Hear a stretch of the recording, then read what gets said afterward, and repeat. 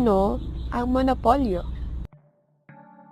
Monopolyo, ito ang uri ng pamilihan na iisa lamang ang producer, na gumagawa ng produkto o nagbibigay serbisyo kung kaya't walang pamalit o kahalili.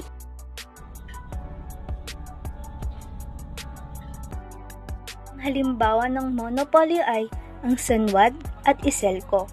Sanwad o Santiago Water District ang nag-iisang nagbibigay ng ating tubig na magagamit natin sa ating mga tahanan. Sa kanila tayo nagbabayad upang may magamit tayo araw-araw.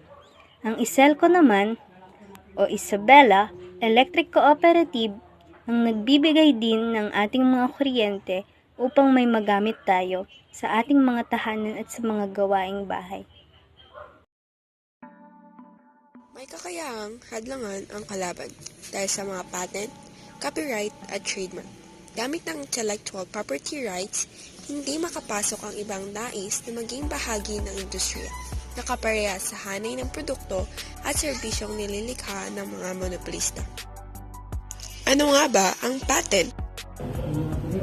Patent, ito ang lisensya na ipinagkakaloob ng pamahalaan sa isang individual o negosyo upang magkaroon ng karapatang gumawa. At ano naman ang copyright? Ang copyright ay pagtatalaga ng pang-uri sa isang kumpanya na naglabas ng makisining na gawa. Lastly, ang trademark. Ano naman ang trademark? Trademark. Ang trademark ay ang paglalagay ng simbolo o marka sa isang produkto at serbisyo.